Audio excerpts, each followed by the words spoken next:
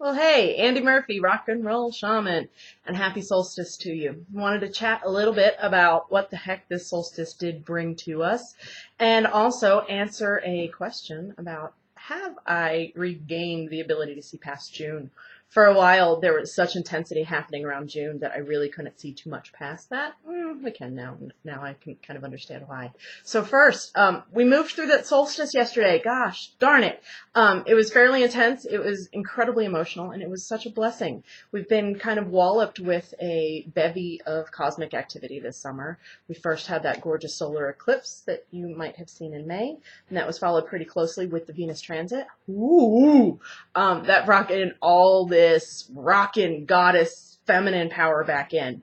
And as you know, feminine power is going to be more of that place of center, of heart, of kindness, of compassion, of love, of really true cultivated power rather than the masculine forms of power, which can look like power over or brute force or authoritarian, not necessarily the feminine power.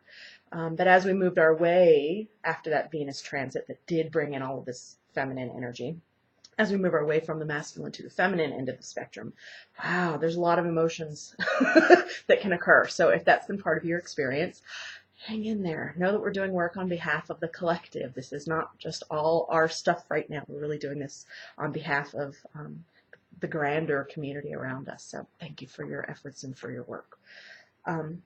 What we might be seeing too, as we move past June, is really the obvious nature of why the masculine structures don't work. Oh my gosh, and they don't work.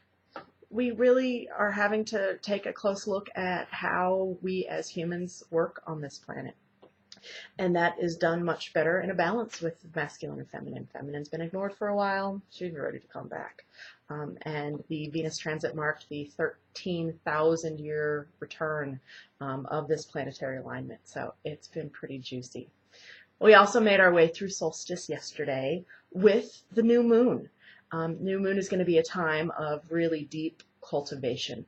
It's in that place of the new moon, in the dark, in the void, that Nephthys rules. Nephthys, you may not know, is the twin sister of Isis. And who the heck hears about Isis's twin sister? Not enough people. I love working with Nephthys because she's a force of great feminine power and really being able to step in and do and be whoever you want. So moving our way through that solstice energy with the new moon, it means that in that void, in that velvety, rich, chocolatey goodness of the void, everything is possible. It's not a place of zero energy. It's a place of everything energy. It's a place where you can create anything you want. According to the Egyptians, it was actually the place of the unmanifest. So Isis was in charge of the manifest, what you could see, do, and be. And her twin sister, Nephthys, was in charge of the unmanifest, the things that were possible. And if we take that solstice energy of what everything is kind of changing and new, and add that to the new moon energy of everything is possible, we really find ourselves in a very different place, don't we? So emotions aside, process those, and we thank you for that work. But we're moving to a place of if we can dream it, we can do it. And we don't just say that casually anymore. Like it comes from a place of rooted first chakra energy of, it really is possible. So make sure that you have your dreams clear. Make sure that you have your goals present. And make sure that you have a family who's kind of in line with that, supporting you, loving you, friends, family, community, so that you really can bring your vision of who you want to be into this new space.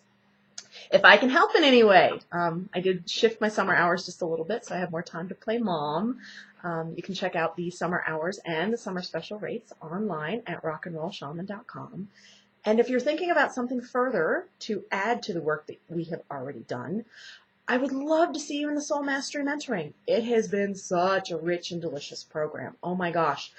So we actually, I call it the Living Mystery School. We're actually taking the work that we do and that I actually do personally, and I'm sharing that with clients so that you learn how to master your energy. You learn how to move into that light body, how to activate, and how to just kind of be in that juicy good place. A lot to share, so I thank you for your patience and for hanging in there with me.